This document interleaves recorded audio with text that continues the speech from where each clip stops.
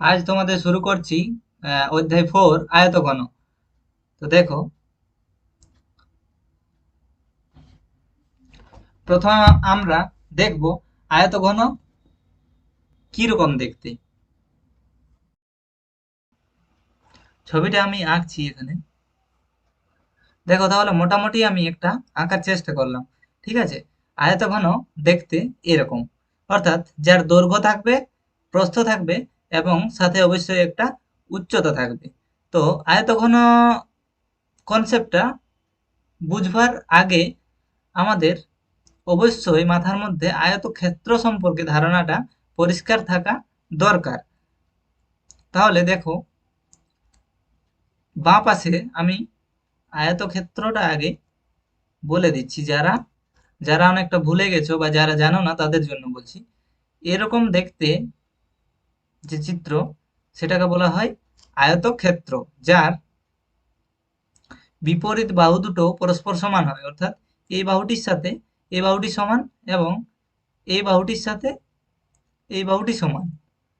ওকে। এবং প্রত্যেকটি কোণ হয় 90 ডিগ্রি, প্রতিটি কোণ হবে 90 ডিগ্রি। ওকে, প্রতিটি কোণ হয় 90 ডিগ্রি। আর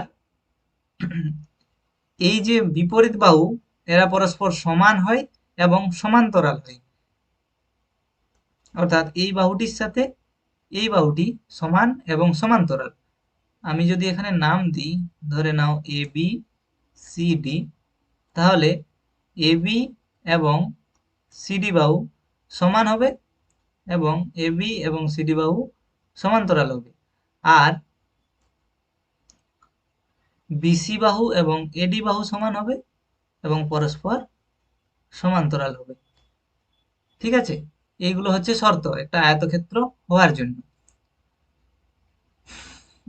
তাহলে এটা হলো আয়তক্ষেত্র। তাহলে এটার এই এবি বা সিডি, এই বাহুটিকে আমরা বলি দৈর্ঘ্য। আমরা বলি এটাকে দৈর্ঘ্য। আর বিসি বা এডি, বিসি বা এডি এটাকে আমরা বলি প্রস্থ।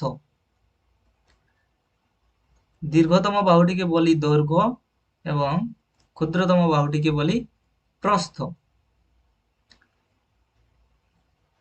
দেখো, এখানে লিখে দিচ্ছি।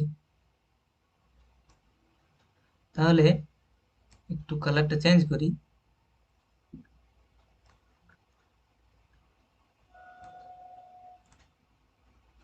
রেডটা নিচ্ছি। তাহলে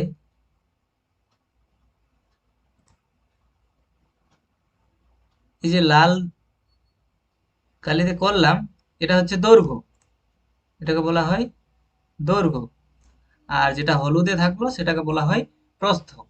ঠিক আছে। এখন যদি বলি যে আয়তক্ষেত্রের ক্ষেত্রফল কি হয়, তাহলে তোমরা অনেকেই জানো, জানা উচিত। ক্ষেত্রফল হয় দৈর্ঘ্য ইন্টু প্রস্থ। তাহলে আয়তক্ষেত্রের ক্ষেত্রে ক্ষেত্রফলের সূত্রটা হয় দৈর্ঘ্য ইন্টু প্রস্থ, দৈর্ঘ্য ইন্টু প্রস্থ। তাহলে এ কতটা জায়গা জুড়ে রয়েছে সেটাই হচ্ছে তার ক্ষেত্রফল, সেটা হবে দৈর্ঘ্য গুণিত প্রস্থ। ওকে। আয়তক্ষেত্রের ধারণা তাহলে ক্লিয়ার। চলো, এরপর আমরা আয়তঘন বুঝবো। আয়তঘনের ক্ষেত্রে কি হয় দেখো, ভালো করে লক্ষ্য করো। আয়তঘনের তল সংখ্যা কটি হচ্ছে? দেখো, আমি এখানে লিখে দিচ্ছি।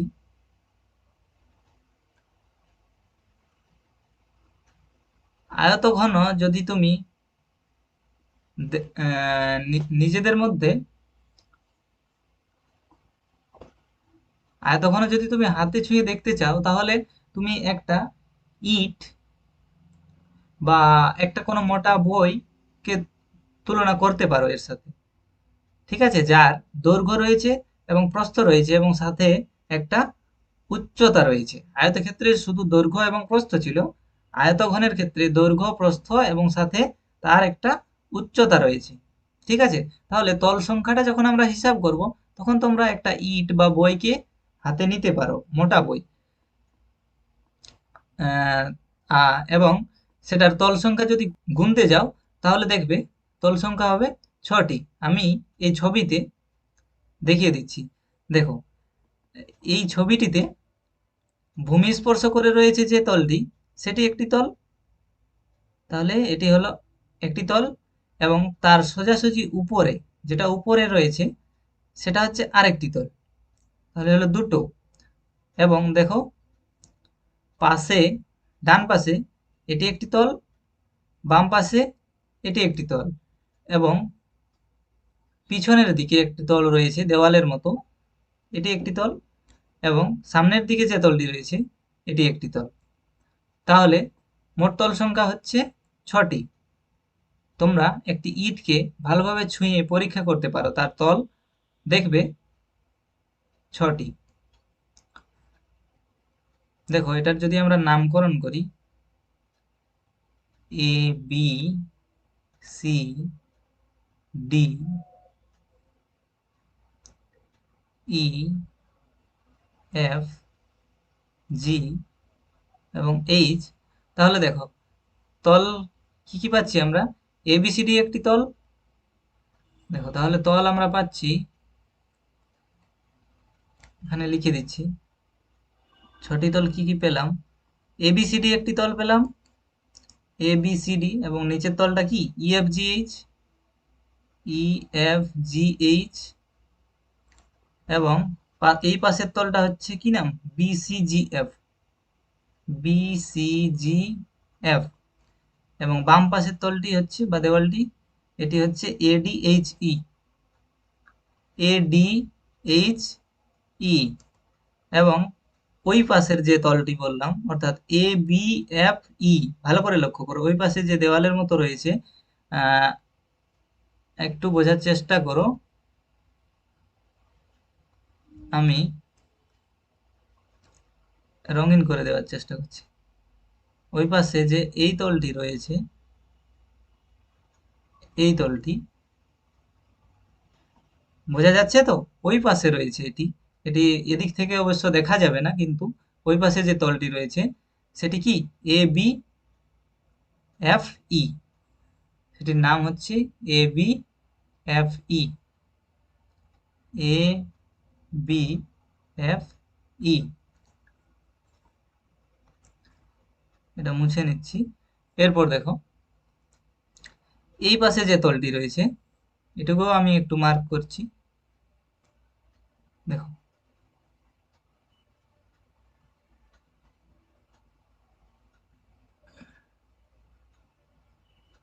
একদম সামনের তল, আমাদের ফেস বরাবর, বা এই সামনের দিকে যে তলটি রয়েছে, এই তলটি, এটির নাম কি, ডিসিজিএইচ। এটাও লিখে নিচ্ছি, ডিসিজিএইচ। তাহলে দেখো, একটি, দুটি, তিনটি, চারটি, পাঁচটি, 6টি। তাহলে একটি আয়তঘনের তল সংখ্যা হলো 6টি। ঠিক আছে। এরপর দেখো, এটা মুছে নিচ্ছি, আশা করি বোঝা গেছে। তাহলে তল সংখ্যা পেলাম আমরা 6টি। এরপর আমরা হিসাব করছি, এরপর হিসাব করব, এদিকটা আমি মুছে নিচ্ছি, ঠিক আছে, এদিকটা মুছে দিচ্ছি। আয়তক্ষেত্রের ক্ষেত্রফল আমরা পেয়েছি দৈর্ঘ্য ইন্টু প্রস্থ। এটা শুধু আমাদের কাজে লাগবে বলে আলোচনা করলাম, তাই ওই সূত্র অংশটি আমি রাখছি, ঠিক আছে, বাকিগুলো এখানে আমি লিখছি। দেখো, তাহলে তল সংখ্যা হলো 6টি। এরপর আমরা বলছি, তল সংখ্যা হলো, এরপর আমরা বলছি এর ধার বা বাহু কয়টি, আমরা গুনব, ঠিক আছে, ধীরে ধীরে সব বুঝে নেব। ধার বা বাহুর সংখ্যা কটি, ধার বা বাহু বলতে কোনগুলোকে বলবো, আহ, এখানে ছবিতে দেখো, এ বি, এই যে এটা একটা ধার বা এটা একটা বাহু, বিসি একটা, ডিসি একটা, এডি একটা, এই, ইএইচ, ডিএইচ, এগুলো প্রত্যেকটা কিন্তু এক একটা ধার বা বাহু। তাহলে দেখো, আমরা গুনে দেখছি। তাহলে দেখো, AB, DC, HG, E F চারটি হলো, আর EH AD BC F G আরো চারটি হলো, আটটি। এবং দেখো ডিএইচ এই বিএফ সিজি আরো চারটি, তাহলে মোট হলো 12টি।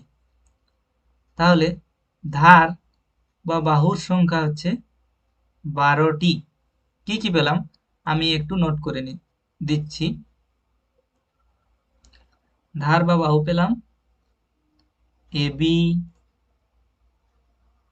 ডিসি, এজি, ইএফ, এরপর বিসি, এডি, জিএফ, এইচ ই। দেখো 8টি হলো, আর 4টি হচ্ছে এই, এটা ডিএইচ, এটা লিখলাম, এরপর সিজি, আর হচ্ছে এফবি। ঠিক আছে, দেখো তাহলে 1 2 3 4 5 6 7 8 9 10 11 12। তাহলে ধার বা বাহু সংখ্যা হলো 12টি। এরপর আমরা লিখব, দেখো তল সংখ্যা হলো 6টি। এগুলো, হ্যাঁ, এগুলো তল, এবং ধার বা বাহু হলো 12টি। এরপর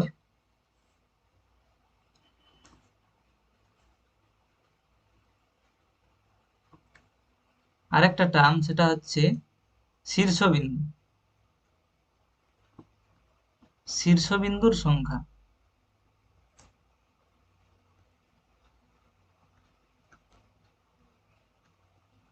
তাহলে দেখো শীর্ষবিন্দু কয়টি? শীর্ষবিন্দু অর্থাৎ এই যে এ একটি শীর্ষবিন্দু, বি একটি, মনে করো তোমার এখানে একটা ত্রিভুজ দেওয়া রয়েছে, ত্রিভুজ এ বি সি। তোমাকে বলা হলো এবিসি ত্রিভুজের শীর্ষবিন্দুগুলি কি কি, বা শীর্ষবিন্দু কটি? তখন ত্রিভুজের শীর্ষবিন্দু হয় 3টি। কোনগুলো? এ একটি শীর্ষবিন্দু, বি একটি শীর্ষবিন্দু এবং সি একটি শীর্ষবিন্দু। ঠিক আছে, এ একটি শীর্ষবিন্দু, বি একটি শীর্ষবিন্দু, সি একটি শীর্ষবিন্দু। সেরকমই এই যে আয়তঘন, এর শীর্ষবিন্দু দেখো এ হবে, বি হবে, সি হবে, ডি হবে, ই, এফ, জি, এইচ। তাহলে শীর্ষবিন্দু কটি পেলাম? শীর্ষবিন্দুর সংখ্যা হলো 8টি। কি কি পেলাম লিখে দিচ্ছি। শীর্ষবিন্দু পেলাম এ, B, C, D, E, F, G এবং এইচ। তাহলে শীর্ষবিন্দু পেলাম 8টি, ধার বা বাহু পেলাম 12টি, ধার বা বাহু পেলাম 12টি, শীর্ষবিন্দু পেলাম 8টি, এবং তল সংখ্যা পেলাম 6টি। তল সংখ্যা পেলাম 6টি। সব লিখে নাও, ঠিক আছে। এরপর দেখো সমকোণী চৌপল বা আয়তঘন। সমকোণী চৌপল আর আয়তঘন আলাদা জিনিস নয়, সমকোণী চৌপল বা আয়তঘন একই জিনিস, এটা মাথায় রাখো। আয়তঘন বা সমকোণী চৌপল দুটো নাম হলেও এটা কিন্তু একই জিনিস। এরপর আমরা ধীরে ধীরে এর কিছু সূত্র শিখব। সূত্রগুলো না বুঝে মুখস্থ করতে হবে না, আমি সব প্রমাণ সহ বুঝিয়ে দেব যে কিভাবে সূত্রটা হলো। ঠিক আছে, তাই না বুঝে মুখস্থ করার কোনো ভয় নেই বা চাপ নেই। চলো নেক্সট স্লাইডে যাচ্ছি। তাহলে আমরা তল সংখ্যা পেলাম এখানে 6টি, ধার বা বাহু পেলাম 12টি, এবং শীর্ষবিন্দুর সংখ্যা পেলাম 8টি। দেখো এখানে আরেকটা জিনিস আমি লিখে দিচ্ছি।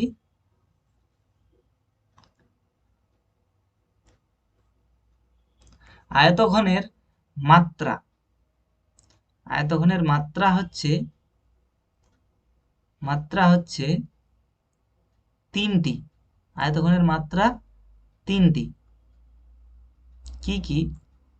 দৈর্ঘ্য, প্রস্থ এবং উচ্চতা। ওকে, আয়তক্ষেত্রের মাত্রা হচ্ছে, সরি আয়তক্ষেত্র না, আয়তঘন বা সমকোণী চৌপলের মাত্রা হচ্ছে 3টি: দৈর্ঘ্য, প্রস্থ এবং উচ্চতা। দৈর্ঘ্য, প্রস্থ এবং উচ্চতা। চলো নেক্সট স্লাইডে যাচ্ছি, আমরা সূত্র প্রমাণ করব। কিসের সূত্র? এখানে দেখো, আমরা যে আয়তঘনটা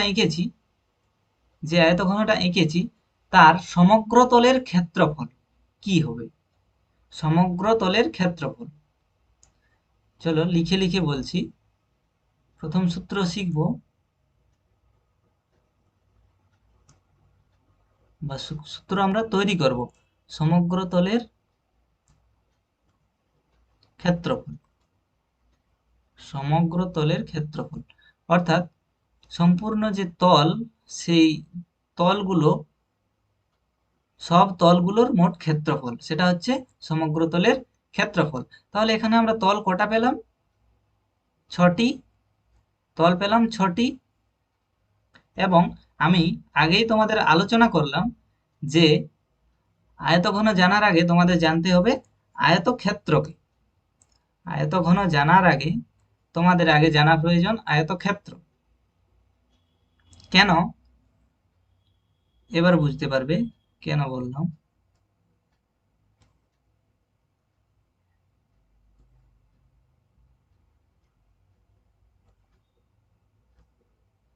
দেখো, এটা আমরা একটা সমকোণী চৌপল বা আয়তঘন আঁকলাম। নামকরণ করে দিচ্ছি A B C D E F G H. এই আয়তঘনটি প্রত্যেকটি তল লক্ষ্য করো। এই আয়তঘনটির প্রত্যেকটি তল লক্ষ্য করো। দেখো প্রত্যেকটি কিন্তু এক একটি আয়তক্ষেত্র। তাহলে এখানে নোট করার বিষয় হচ্ছে প্রতিটি তল হয় আয়তাকার। প্রতিটি তল হয় আয়তাকার। তাহলে আয়তক্ষেত্রের ক্ষেত্রফল জানলেই আমরা প্রত্যেকটা তলের ক্ষেত্রফল বের করতে পারবো। প্রত্যেকটা তল যদি আয়তাকার হয় তাহলে আয়তক্ষেত্রের ক্ষেত্রফল জানলেই আমরা সেগুলো বের করতে পারবো, এবং সবগুলোর যোগফলটাই হবে এই আয়তঘনটির সমগ্র তলের ক্ষেত্রফল। বোঝা গেল কথাটা? তাহলে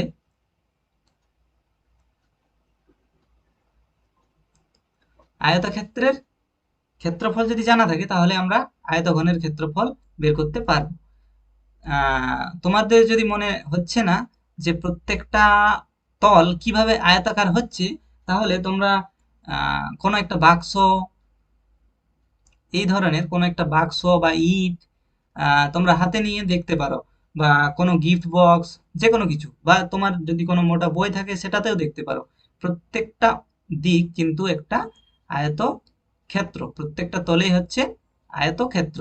এটা হচ্ছে আয়তক্ষেত্র, এই পাশেরটাও হবে আয়তক্ষেত্র, এই পাশেরটাও হবে আয়তক্ষেত্র, ওই পারেরটাও হবে আয়তক্ষেত্র, নিচের যে ভূমি সেটাও হবে আয়তক্ষেত্র, এবং উপরের অংশটাও হবে আয়তক্ষেত্র। আয়তক্ষেত্র বা আয়তক্ষেত্রাকার দেখে নিতে পারো। ঠিক আছে? তাহলে এটা এইভাবে 3D জিনিস তো, তাই আমাদের দেখে বুঝতে একটু অন্যরকম মনে হলেও বাস্তবে কিন্তু ওগুলো আয়তক্ষেত্রাকার। সেটা তুমি দেখলেই বুঝতে পারবে। কোনো ঘনবস্তু নিয়ে হাতে নিয়ে যদি দেখো তাহলে বুঝতে পারবে।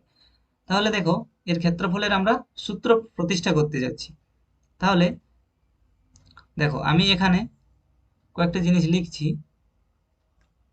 তাহলে দেখো, আয়তঘনের দৈর্ঘ্য কোনটা? এ বিটা ধরো দৈর্ঘ্য, বা আমি নিচের দিকে ধরছি এইচ জিটা দৈর্ঘ্য। ওকে, এখান থেকে এটা। তাহলে এটা যদি দৈর্ঘ্য হয়, এটার আমি নাম দিচ্ছি, এটাকে আমি উপরে একটু লিখে দিচ্ছি দৈর্ঘ্যকে আমরা এল দিয়ে লিখছি,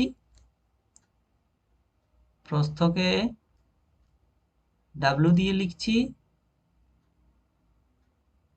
উচ্চতাকে আমরা এইচ দিয়ে লিখছি। ওকে, তাহলে দেখো এটা হচ্ছে দৈর্ঘ্য, আয়তঘনের দৈর্ঘ্য হচ্ছে এটা এইচ জি, তাহলে এটাকে আমরা এল দিয়ে লিখছি।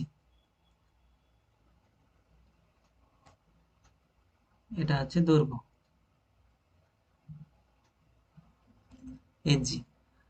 এটাও দৈর্ঘ্য, এটাও কিন্তু দৈর্ঘ্য ইএফ, এটা হচ্ছে এল। এবি এটাও কিন্তু দৈর্ঘ্য, এটা হচ্ছে এল।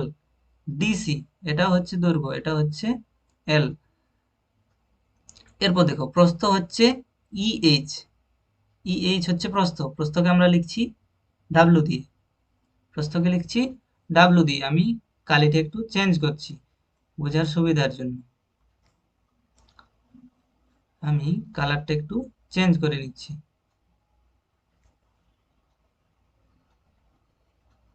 তাহলে দেখো এটা প্রস্থ ডাব্লু, এটাও প্রস্থ, এবং এই এডি এটাও প্রস্থ, বিসি এটাও প্রস্থ। এবার দেখো উচ্চতা হচ্ছে এই, এই হচ্ছে উচ্চতা, উচ্চতাটা আমি লাল কালারে দিচ্ছি, উচ্চতাকে আমরা কি দেবো এইচ দিয়ে লিখবো। এই হচ্ছে উচ্চতা, ডিএইচ হচ্ছে উচ্চতা, সিজি হচ্ছে উচ্চতা, বিএফ এটা হচ্ছে উচ্চতা। তাহলে দেখো এখানে আমরা কোনগুলো দৈর্ঘ্য, কোনগুলো প্রস্থ, কোনগুলো উচ্চতা সেগুলো লিখলাম। আশা করি বুঝতে পেরেছো। এরপর দেখো আমরা তলকে প্রত্যেকটা তলের ক্ষেত্রফল বের করতে যাচ্ছি এবং সবগুলো যোগ করে দেবো, সেটাই হবে সমগ্র তলের ক্ষেত্রফল, আয়তঘনের সমগ্র তলের ক্ষেত্রফল। তাহলে দেখো এখানে আয়তক্ষেত্র কটি রয়েছে, মোট আয়তক্ষেত্র কটি রয়েছে, 6টি রয়েছে, কারণ আয়তঘনের তল সংখ্যা আমরা এর আগের স্লাইডে পড়লাম, আয়তঘনের তল সংখ্যা হচ্ছে 6টি, অর্থাৎ 6টি আয়তক্ষেত্র দিয়ে একটি আয়তঘন বা সমকোণী চৌপল তৈরি। তাহলে 6টি আয়তক্ষেত্রের ক্ষেত্রফল আমরা বের করছি। তাহলে দেখো প্রথমে আমরা বের করছি, দেখো যেটার যেটাকে ভূমি হিসাবে রেখে এই আয়তঘনটি রয়েছে, সেই তলটির নাম হচ্ছে ইএফ জিএইচ, ইএফ জিএইচ, অর্থাৎ আমি একটু দেখিয়ে দিচ্ছি, ইএফ জিএইচ অর্থাৎ এই তলটি, ইএফ জিএইচ এই তলটি। ওকে, তাহলে এটির ক্ষেত্রফল কি হবে, চলো এখানে লিখছি, সমগ্র তলের ক্ষেত্রফল তাহলে কি হবে ইএফ জিএইচ এর ক্ষেত্রফল।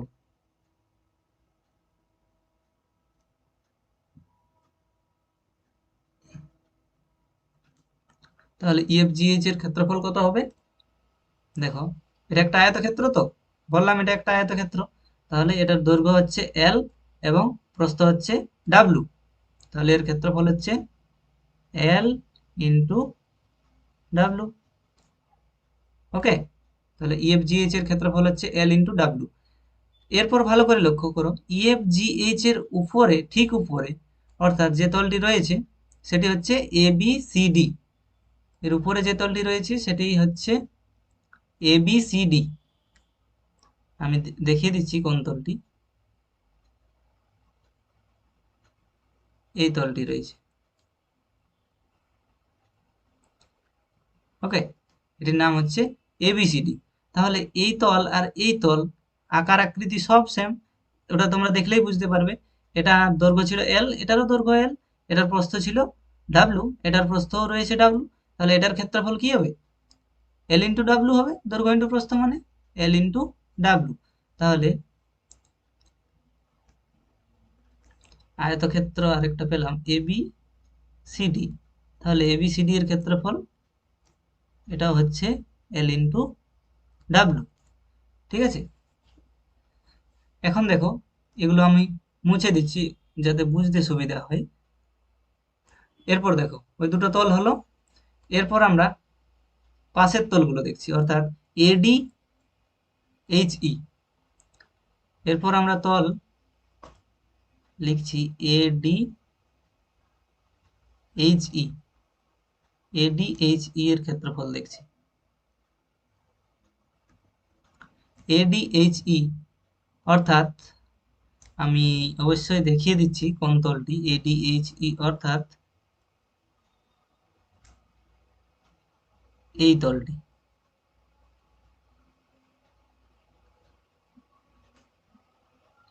ADHE হলো এই তলটি, ADHE বাম পাশের তলটি। এই তলটির ক্ষেত্রফল কি হবে? এটার ক্ষেত্রে দেখো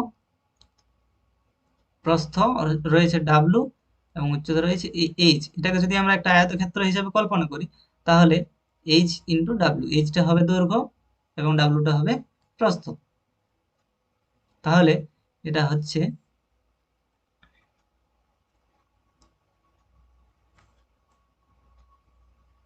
W ইন্টু H, দৈর্ঘ্য ইন্টু প্রস্থ। এরপর ডান পাশে যেটি রয়েছে সেই তলটি হচ্ছে BCGF। BCGF আমরা লিখছি BCGF এর ক্ষেত্রফল, ভালো করে লক্ষ্য করো, BCGF ওটা কোনটি? ওটাও আমি লিখে দিচ্ছি। BCGF হলো এই তলটি, BCGF হলো এই তলটি। এবং এই তলটির দেখো এই তলটিও একটি আয়তক্ষেত্রাকার, আর এর তাহলে দৈর্ঘ্য এবং প্রস্থ যথাক্রমে দেখো এইচ এবং ডাব্লু, এইচ এবং ডাব্লু। তাহলে এর ক্ষেত্রফল কি হবে? ডাব্লু ইন্টু এইচ হবে।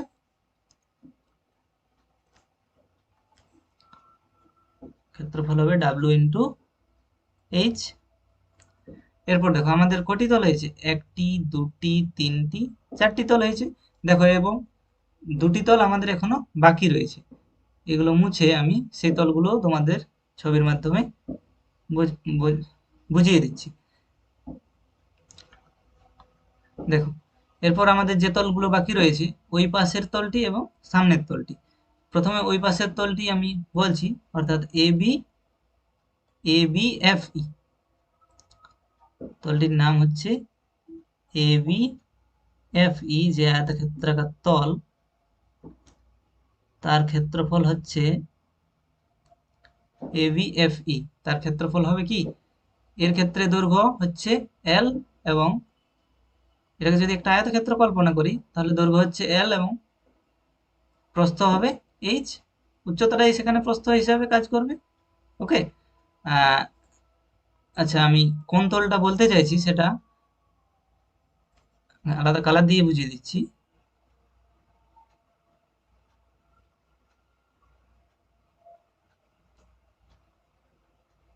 যে তলটি বোঝানোর চেষ্টা হচ্ছে সেটা হচ্ছে এই তলটি,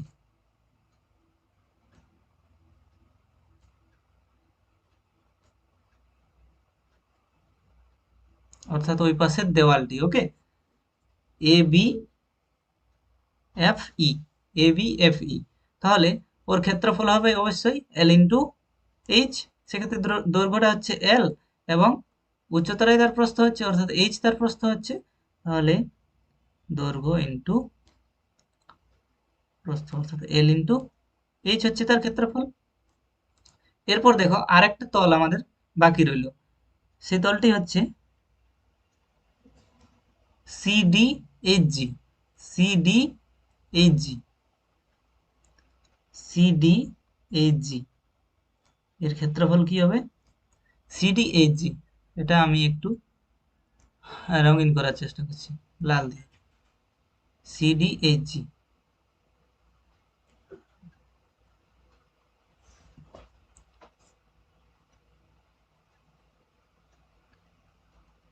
CDHG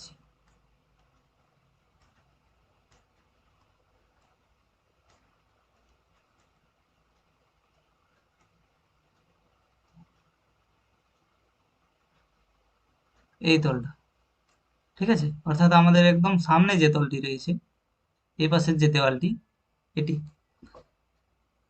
এটির নাম হচ্ছে CDHG। এর ক্ষেত্রফল কি হবে? এর দৈর্ঘ্য হচ্ছে এল এবং প্রস্থ হচ্ছে উচ্চতাটাই তার প্রস্থ হচ্ছে, তাহলে এটার ক্ষেত্রফল হবে এল ইন্টু এইচ। এর ক্ষেত্রফল হবে এল ইন্টু এইচ। বোঝা গেছে আশা করি। চলো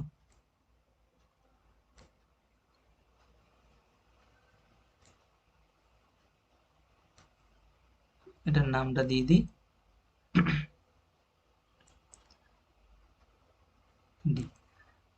তাহলে এই আয়ত ঘনটির আমরা 6টি তলের ক্ষেত্রফল পেলাম, মোট 6টি তলের ক্ষেত্রফল পেয়ে গেলাম। তাহলে সমগ্র তলের ক্ষেত্রফলের সূত্রটা হবে, সমগ্র তলের ক্ষেত্রফলের সূত্রটা হবে, দেখো এখানে লিখছি, নিচেই লিখছি, সমগ্র তলের ক্ষেত্রফলের সূত্রটা হবে প্রত্যেকটা তলের যোগফল, ঠিক আছে, মোট 6টি তলের যোগফল, অর্থাৎ L into W plus L into W plus W into H plus W into H plus L into H plus L into H. দেখো তাহলে এল ইন্টু এইচ এল এই সরি এল ইন্টু ডাব্লু দুটো রয়েছে, তাহলে কি লিখতে পারি, 2 into L into W plus W into H দুটো রয়েছে, তাহলে 2 into W into H plus L into H দুটো রয়েছে, তাহলে 2 ইন্টু এল ইন্টু এইচ লিখতে পারবো। এরপর সব থেকে 2 কমন যাবে। ওকে, তাহলে দেখো কি পড়ে থাকবে, এল ইন্টু ডাব্লু পড়ে থাকবে যুক্ত ডাব্লু ইন্টু এইচ যুক্ত এল ইন্টু এইচ।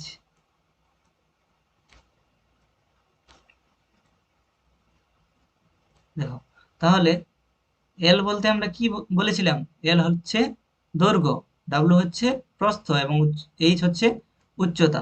তাহলে এল এর জায়গাতে আমরা দৈর্ঘ্য লিখছি, তাহলে এটার আমি কালারটা চেঞ্জ করে নিচ্ছি, বুঝতে সুবিধা হবে। 2 ইন্টু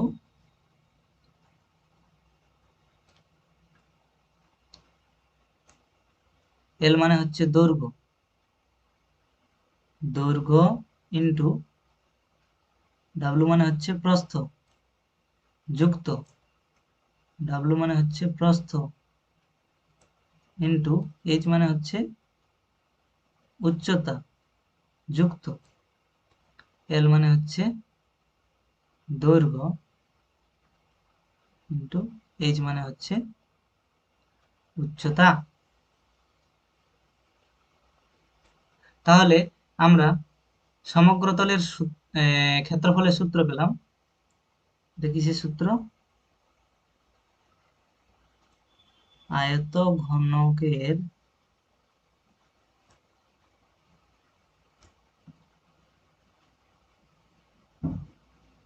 সমগ্র তলের ক্ষেত্রফল,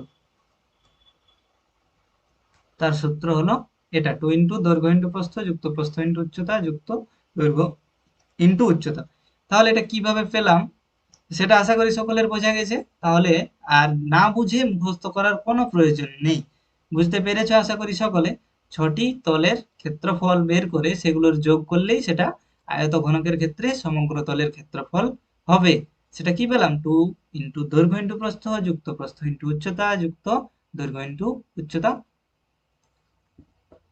বা এটা উচ্চতা ইন্টু দৈর্ঘ্য লিখতে পারো। আচ্ছা ওটাই লিখে দিচ্ছি, তাহলে মনে রাখতে সুবিধা হবে।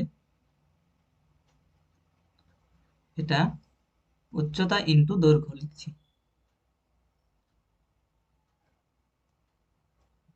মনে রাখতে সুবিধা কেন হবে বললাম, দেখো দৈর্ঘ্য ইন্টু প্রস্থ যুক্ত প্রস্থ ইন্টু উচ্চতা, দেখো যেখানে শেষ হচ্ছে সেখান দিয়েই শুরু করছি, দৈর্ঘ্য ইন্টু প্রস্থ, প্রস্থ দিয়ে শেষ হলো, পরেরটা দেখো প্লাস দিয়ে প্রস্থ দিয়েই শুরু করলাম, অর্থাৎ দৈর্ঘ্য ইন্টু প্রস্থ যুক্ত প্রস্থ ইন্টু উচ্চতা, এরপর উচ্চতাতে শেষ হলো, উচ্চতা দিয়ে শুরু করছি, আর যুক্ত উচ্চতা ইন্টু দৈর্ঘ্য, প্রত্যেকটা টার্ম দেখো দুবার রয়েছে, দৈর্ঘ্য রয়েছে দুবার, উচ্চতা রয়েছে দুবার, প্রস্থ রয়েছে দুবার।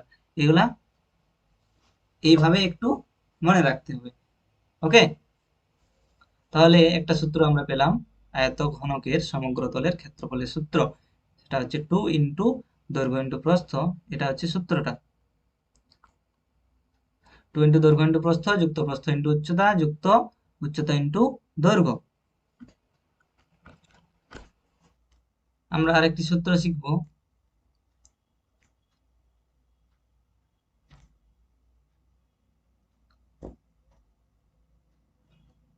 আয়ত ঘনকের আয়তন। আয়ত ঘনকের আয়তন। তাহলে আয়ত ঘনকের আয়তন জানার আগে আমাদের বুঝতে হবে আয়তন কি জিনিস। আয়তন হলো কোনো বস্তু যতটা জায়গা দখল করে থাকে, কোনো বস্তু যতটা জায়গা দখল করে থাকে সেটাকে তার আয়তন বলে। আয়তঘনের আয়তনের সূত্রটি হচ্ছে, আয়তঘনের আয়তনের সূত্রটি হচ্ছে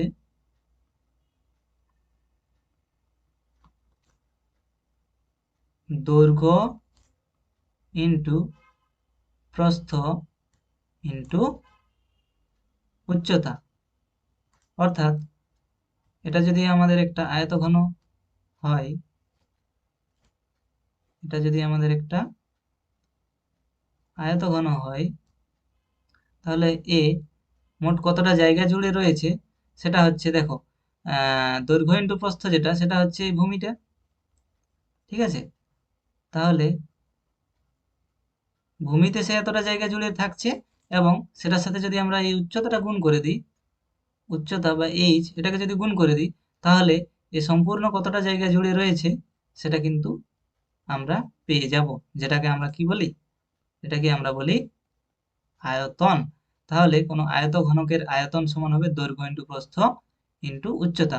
বা এটাকে এভাবে লেখা যেতে পারে, দৈর্ঘ্য ইন্টু প্রস্থ মানে কি, ভূমির ক্ষেত্রফল, ভূমির ক্ষেত্রফল ইন্টু উচ্চতা, ভূমির ক্ষেত্রফল ইন্টু উচ্চতা। দৈর্ঘ্য ইন্টু প্রস্থ মানে এটা যেটা ভূমি ছিল তার ক্ষেত্রফল, এটা দৈর্ঘ্য, এটা দৈর্ঘ্য এল, আর এটা প্রস্থ, দৈর্ঘ্য ইন্টু প্রস্থ অর্থাৎ ভূমির ক্ষেত্রফল ইন্টু উচ্চতা। তাহলে আয়তনের এই সূত্রটা মনে রাখলেই হবে। সাথে তোমরা এটাও ধারণাটা রাখো, কোথাও কোথাও কাজে লাগতে পারে, ভূমির ক্ষেত্রফল ইন্টু উচ্চতা, এটা। ওকে, এরপর আমরা জানবো আয়ত ঘনকের কর্ণ। দেখো, আমরা আয়তক্ষেত্রের ক্ষেত্রে কর্ণ কোনটাকে বলতাম, আয়তক্ষেত্রের কর্ণ বলতাম এটাকে, বা এটাকে, দুটো কর্ণ। ঠিক আছে, কিন্তু এখানে আয়ত ঘনকের ক্ষেত্রে কর্ণ হবে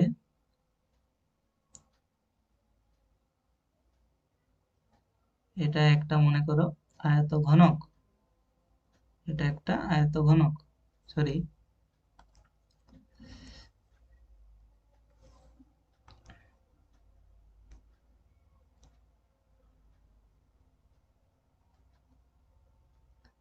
এটা একটা আয়ত ঘনক। এর কর্ণ হচ্ছে, আমি আলাদা কালারে করার চেষ্টা করছি বুঝতে সুবিধা হবে। দেখো, এটা, এটা এই পাশের দেওয়াল, এখান থেকে এখান অবধি, এখান থেকে এখান অবধি, এটা হলো কর্ণ। আরেকটা যদি কর্ণ বলো তাহলে এখান থেকে হবে এই কর্নার। ওকে, এখান থেকে একদম বিপরীত কর্নারে। ঠিক আছে, আর এখান থেকে যদি বলা হয় তাহলে এই পাশের কর্নারে। ঠিক আছে, বেশি হয়ে গেলে বুঝতে একটু অসুবিধা হচ্ছে, আমি একটা দুটোই রাখছি। ঠিক আছে, এটা রাখছি। ঠিক আছে, তাহলে এই পাশের নিচের কর্নার থেকে উপরের ওই পাশের কর্নার অবধি যে দৈর্ঘ্য সেটাই হচ্ছে আয়তঘনের বা সমকোণী চৌকোলের কর্ণ। এর বিশেষত্ব কি? এই আয়তঘনকটির ভেতরে সব থেকে লম্বা দৈর্ঘ্য হচ্ছে এই কর্ণের দৈর্ঘ্য। অর্থাৎ এটার ভেতরে সব থেকে লম্বা যদি কোনো মনে করো কোনো বাঁশ বা কিছু যদি রাখা হয় বা রাখতে চাওয়া হয়, কোনো কাঠি বা কিছু, তাহলে এই কর্ণ বরাবর রাখলেই সেটা কিন্তু সব থেকে বড় দৈর্ঘ্যের লাঠি এখানে রাখা যাবে। তোমরা আয়তঘন হিসাবে একটা দেশলাই বক্সকেও ভাবতে পারো, একটা দেশলাই বক্স। সেখানে সব থেকে বড় দৈর্ঘ্যের যদি তোমরা কাঠি সেটাতে অ্যাডজাস্ট করতে চাও, তাহলে সেটা কিন্তু এই কর্ণ বরাবর রাখলেই রাখা সম্ভব। দৈর্ঘ্য বরাবর যদি এভাবে রাখো, তাহলে সেটা কিন্তু দৈর্ঘ্য বরাবর যে কাঠিগুলো থাকে তো দৈর্ঘ্য বরাবর নাকি, দৈর্ঘ্য বরাবর থাকে কাঠিগুলো, দেশলাই কাঠিগুলো, তো সেগুলো তো ম্যাক্সিমাম দৈর্ঘ্য নয়। এর চেয়েও বড় যদি কাঠি রাখতে চাও, তাহলে সব থেকে বড় কাঠি রাখা যাবে অবশ্যই সেটা কর্ণ বরাবর রাখলে। সেটাকে কর্ণ বরাবর রাখলে তবেই সব থেকে বড় দৈর্ঘ্যের কাঠিটি রাখা যাবে। এটা হচ্ছে বিশেষত্ব। ঠিক আছে, তাহলে এই কর্ণের দৈর্ঘ্য আমরা হিসাব করব কিভাবে, এর সূত্র আমরা পাবো কিভাবে? চলো এটাও আমরা সূত্রটা তৈরি করব। সূত্র আমরা কোথাও থেকে টুকে মুখস্থ করব না, সূত্র আমরা তৈরি করব। দেখো, তাহলে এই কর্ণের দৈর্ঘ্য আমাদেরকে নির্ণয় করতে হবে। আমরা কি জানি? আমরা জানি দৈর্ঘ্য, দৈর্ঘ্য জানি এল। তাহলে এটা হচ্ছে এল, প্রস্থ হচ্ছে ডাব্লু, উচ্চতা হচ্ছে এইচ। তাহলে এগুলো আমার এখন কাজে লাগছে না, আমার এই কর্ণটা বের করতে হবে। তাহলে ওটার সাথে যেগুলো রয়েছে সেগুলো লিখলেই হবে, বাকিগুলো আমি আর সব কিছু লিখছি না। ওকে, তাহলে এটা উচ্চতা এইচ, তাহলে এটা উচ্চতা, তাই তো? এটা হবে এইচ। আর এক্ষেত্রে এটা না, ওটা কাজে লাগবে না। তাহলে দেখো, আমাদের প্রথমে আমরা এটা বের করে নেব, এটা, এই দৈর্ঘ্যটা প্রথমে আমি বের করছি। আচ্ছা, নামকরণটা করে দিচ্ছি এ বি সি ডি। তাহলে আমরা প্রথমে বিডির দৈর্ঘ্য বের করছি। বিডিটা কি? দেখো, এবিসিডি যে আয়তক্ষেত্র রয়েছে, প্রত্যেকটা তল আয়তক্ষেত্র আমি আগেই আলোচনা করলাম। তাহলে এবিসিডি হচ্ছে একটা আয়তক্ষেত্র, সেই আয়তক্ষেত্রের বিডি হচ্ছে কর্ণ। ওকে, আয়তক্ষেত্রের মধ্যে বিডি হচ্ছে কর্ণ এবং আয়তক্ষেত্রটির দৈর্ঘ্য হচ্ছে এল, প্রস্থ হচ্ছে ডাব্লু। তাহলে আয়তক্ষেত্রের কর্ণ সমান আমরা জানি রুট ওভার, তাহলে বিডি সমান, আয়তক্ষেত্রের কর্ণ সমান হয় দৈর্ঘ্য স্কোয়ার প্লাস প্রস্থ স্কোয়ার, তাহলে এল স্কোয়ার প্লাস ডাব্লু স্কোয়ার। তাহলে বিডি সমান হলো রুট ওভার এল স্কোয়ার প্লাস ডাব্লু স্কোয়ার। তাহলে এটার দৈর্ঘ্যটা আমরা পেলাম, এই কর্ণের দৈর্ঘ্যটা আমরা পেলাম এটা, এটা হচ্ছে রুট ওভার এল স্কোয়ার প্লাস ডাব্লু স্কোয়ার। ওকে, আর এটা হচ্ছে এইচ।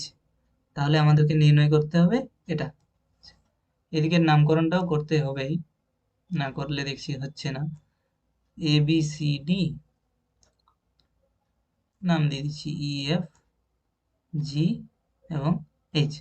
তাহলে আমরা বের করব ডিএফ, ডিএফ এর ডিস্টেন্সটা আমরা বের করব, অর্থাৎ কর্ণের দৈর্ঘ্যটা। তাহলে এফ বি আমাদের জানা আছে এইচ এবং বিডি জানা আছে root over of L square plus W square. F V জানা আছে এইচ, আমাদেরকে নির্ণয় করতে হবে ডিএফ, ডিএফ এর দৈর্ঘ্যটা আমাদেরকে বের করতে হবে। তাহলে ভালো করে লক্ষ্য করো, এটা আমাদের একটা সমকোণী ত্রিভুজ তৈরি হয়েছে। দেখো, এই যে তল এ বি সি ডি আয়তক্ষেত্রাকার তল, তার সাথে অবশ্যই বিএফ বা এফ বি এই রেখাটি 90 ডিগ্রি কোণে রয়েছে। ঠিক আছে, তাহলে এই তলের সাথে ওই রেখাটি 90 ডিগ্রি কোণে থাকার অর্থ হলো এই তলের উপরেই তো এই রেখাটি রয়েছে, বিডি রেখাটি। তাহলে বিডি রেখার সাথেও এফ বি রেখাটি সমকোণে অর্থাৎ 90 ডিগ্রি কোণে রয়েছে। তাহলে এই কোণটা হচ্ছে 90 ডিগ্রি। এই কোণটা হচ্ছে 90 ডিগ্রি। এফবিডি কোণ এফবিডি হচ্ছে 90 ডিগ্রি। তাহলে এটা একটা সমকোণী ত্রিভুজ। তাহলে আমরা জানি সমকোণী ত্রিভুজের অতিভুজ সমান আমরা জানি, আগেই শিখেছি, সমকোণী ত্রিভুজের অতিভুজ সমান হয় রুট ওভার অফ লম্ব স্কোয়ার প্লাস ভূমি স্কোয়ার। অতিভুজ সমান হয় রুট ওভার অফ লম্ব স্কোয়ার প্লাস ভূমি স্কোয়ার। তাহলে এখানে এই যে ত্রিভুজ, কোন ত্রিভুজ? এফ বিডি ত্রিভুজ এফ বিডি এর অতিভুজ কোনটা? ডিএফটা, ডিএফ। তাহলে ডিএফ সমান হবে রুট ওভার অফ লম্ব স্কোয়ার প্লাস ভূমি স্কোয়ার।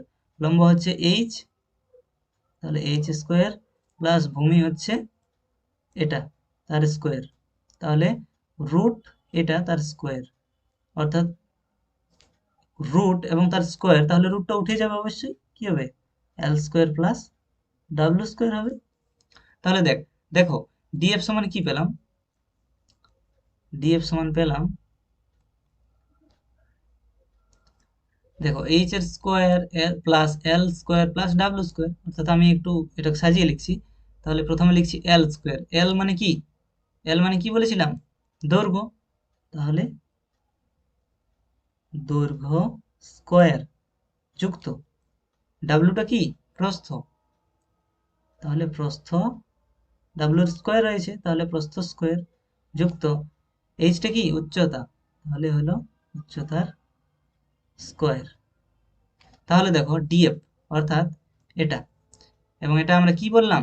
আয়ত ঘনকটির কর্ণ। তাহলে আয়ত ঘনকটির কর্ণ সমান কি পেলাম? রুট ওভার অফ দৈর্ঘ্য স্কোয়ার প্লাস প্রস্থ স্কোয়ার প্লাস উচ্চতা স্কোয়ার। এটা হলো সূত্রটা, ঠিক আছে? তাহলে কর্ণের সূত্র হলো, কর্ণ সমান হবে রুট ওভার অফ দৈর্ঘ্য স্কোয়ার যুক্ত প্রস্থ স্কোয়ার যুক্ত উচ্চতার স্কোয়ার। লিখে নাও, ওকে? কর্ণের দৈর্ঘ্য যদি বের করতে হয় তাহলে আমরা এই ফর্মুলাটা ব্যবহার করব।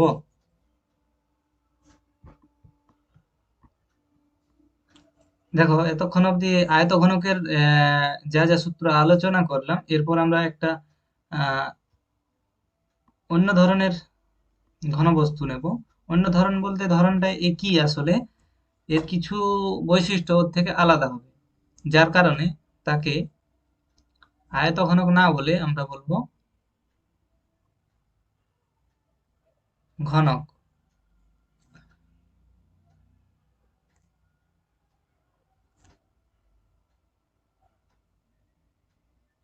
আয়তঘনক না বলে আমরা বলবো ঘনক। কখন আয়তঘনককে ঘনক বলবো? আয়তঘনকেরই একটা স্পেশাল কেস হচ্ছে ঘনক। তাহলে দেখো ঘনক দেখতে কি রকম। তাহলে দেখো এটা আয়তঘনকেরই একটা স্পেশাল কেস, যার নাম হচ্ছে ঘনক। এর মধ্যে তফাৎ কি রয়েছে? আয়তঘনকের ক্ষেত্রে আমরা দেখলাম কি কি ছিল? দৈর্ঘ্য ছিল, প্রস্থ ছিল এবং উচ্চতা ছিল।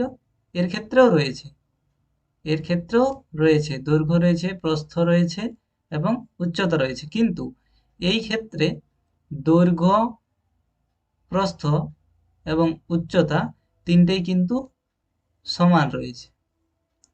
তাহলে কোনো আয়তঘনক বা সমকোণী চৌপলের দৈর্ঘ্য, প্রস্থ এবং উচ্চতা তিনটিই যদি সমান হয়, তখন সেই আকৃতির আহ, বস্তুটিকে একটি ঘনক বস্তু বা ওই আকারটিকে ঘনক আকার বলা হয়। যেমন আমরা প্রথমে যেটা দেখিয়েছি, দেখো এখানে ছবিতে ঘনকের উদাহরণ যদি বলা হয়, তাহলে এই যে কিউব, তোমরা দেখে থাকবে আশা করি। এই কিউবটা আসলে ঘনক আকৃতি, ঠিক আছে? এর এদিক থেকে দৈর্ঘ্য যতটা, এটা এভাবে দেখো, তোমরা দেখবে এটা যতটা হবে,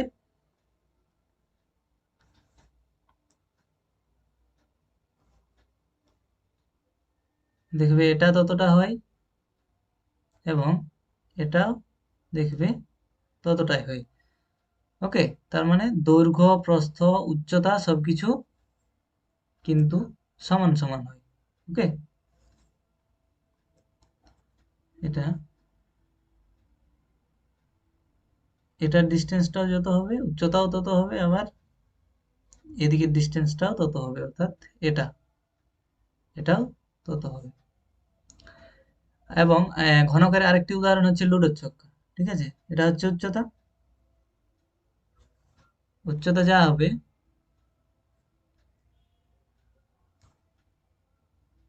এটা হচ্ছে উচ্চতা। উচ্চতা যা হবে, এদিকে প্রস্থ তত হবে এবং এদিকে দৈর্ঘ্য তত হবে, অর্থাৎ দৈর্ঘ্য, প্রস্থ এবং উচ্চতা সেম হবে। দৈর্ঘ্য, প্রস্থ এবং উচ্চতা সেম হবে, তখন তাকে বলা হবে ঘনক। এগুলো হচ্ছে ঘনকের উদাহরণ। ওকে, এগুলো হচ্ছে ঘনকের উদাহরণ। তো চলো, ঘনকের ক্ষেত্রে তাহলে সূত্রগুলো গুলো কি কি হবে? দৈর্ঘ্য, প্রস্থ, উচ্চতা সব সমান। তাহলে সমান বলতে এটাকে তাহলে দৈর্ঘ্য, প্রস্থ, উচ্চতা আলাদা আলাদা নামে আমরা ডাকবো না, সব সমান, তাই এগুলোকে আমরা কি বলবো? বাহু বলে ডাকবো। ঠিক আছে, প্রতিটি সমান।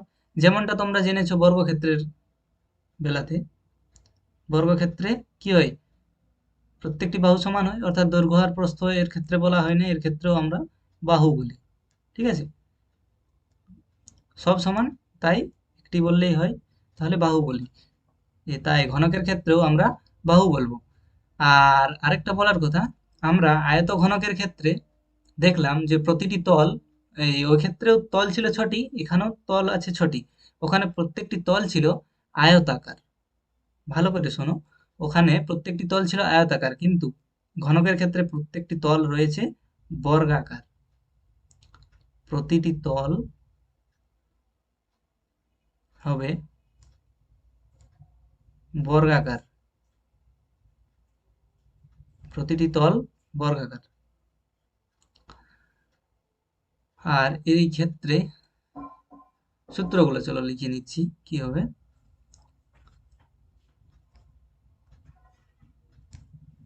দেখো, প্রথম সূত্রটা ছিল সমগ্র তলের ক্ষেত্রফল। সমগ্র তলের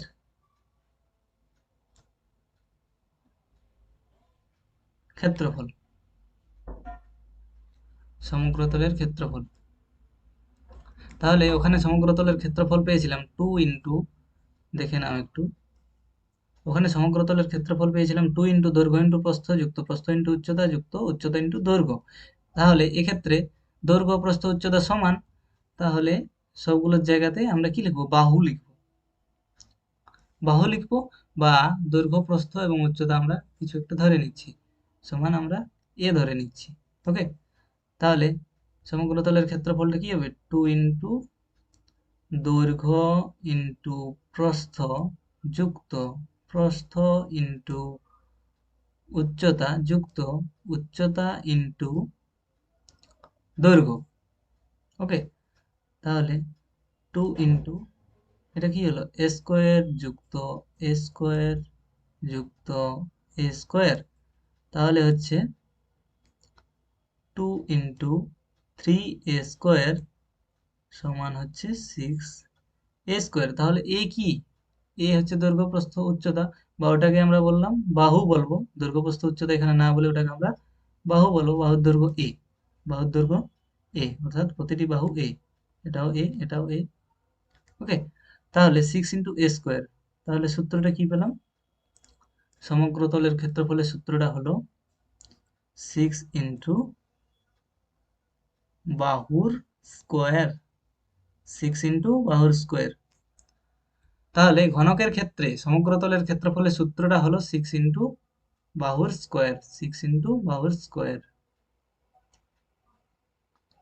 ঘনকের ক্ষেত্রে সমগ্র তলের ক্ষেত্রফলের সূত্রটি হলো 6 ইন্টু বাহুর স্কোয়ার, যেটা আয়ত ঘনকের ক্ষেত্রে পেয়েছিলাম 2 ইন্টু দৈর্ঘ্য ইন্টু প্রস্থ যুক্ত প্রস্থ ইন্টু উচ্চতা যুক্ত উচ্চতা ইন্টু দৈর্ঘ্য। এই সূত্রটাকে কাজে লাগিয়ে আমরা ঘনকের সূত্রটিও বের করে নিতে পারলাম। এরপরে সূত্র আমরা আয়ত ঘনকের ক্ষেত্রে পড়েছিলাম, আয়তঘনকের আয়তন পড়েছিলাম। তাহলে চলো এখানেও আয়তনটা আমরা বের করছি। তাহলে 2 নম্বর সূত্র, ঘনকের 2 নম্বর সূত্র হচ্ছে ঘনকের আয়তন। তাহলে ঘনকের আয়তন ওখানে পেয়েছিলাম রুট, না সরি, আয়তন পেয়েছিলাম দৈর্ঘ্য ইন্টু প্রস্থ ইন্টু উচ্চতা। চলো দেখিয়ে দিচ্ছি। আয়তঘনকের আয়তন পেয়েছিলাম দৈর্ঘ্য ইন্টু প্রস্থ ইন্টু উচ্চতা। তাহলে এখানে দৈর্ঘ্য প্রস্থ উচ্চতা সব সমান, অর্থাৎ এ। তাহলে আয়তন কি হবে? আয়তন হবে এ ইন্টু এ ইন্টু এ, অর্থাৎ দৈর্ঘ্য ইন্টু প্রস্থ ইন্টু উচ্চতা সবই তো সমান, তাহলে সবই এ, অর্থাৎ এ কিউব। এ কিউব মানে কি? বাহু। এটা কি? বাহু। তাহলে এটাকে লেখা যাবে বাহুর কিউব। তাহলে ঘনকের আয়তন সমান হলো বাহুর কিউব। তাহলে ঘনকের আয়তনের সূত্র হচ্ছে বাহুর কিউব। ঘনকের আয়তনের সূত্র হচ্ছে বাহুর কিউব। তাহলে এটা একটা সূত্র, 2 নম্বর সূত্র হয়ে গেল আয়তনের।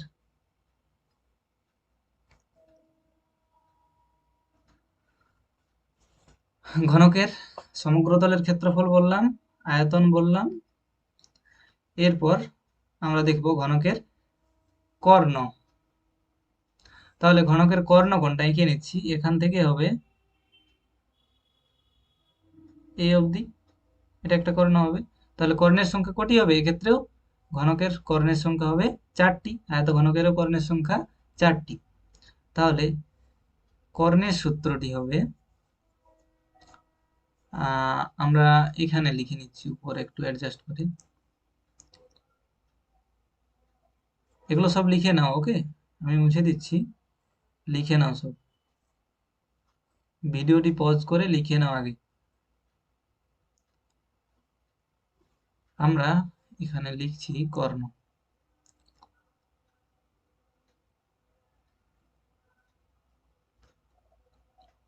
তাহলে কর্ণের দৈর্ঘ্য, ঘনকের কর্ণের দৈর্ঘ্য ওখানে আমরা পেয়েছিলাম, আয়ত ঘনকের ক্ষেত্রে পেয়েছিলাম রুট ওভার অফ দৈর্ঘ্য স্কোয়ার প্লাস প্রস্থ স্কোয়ার প্লাস উচ্চতা স্কোয়ার, কিন্তু এখানে দৈর্ঘ্য প্রস্থ উচ্চতা সব সমান, অর্থাৎ এ। তাই এখানে হবে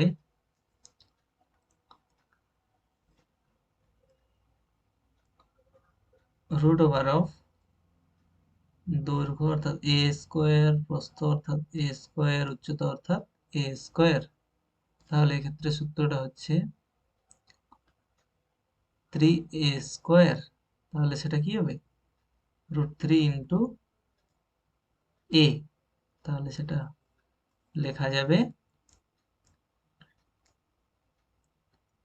√3 ইন্টু বাহু।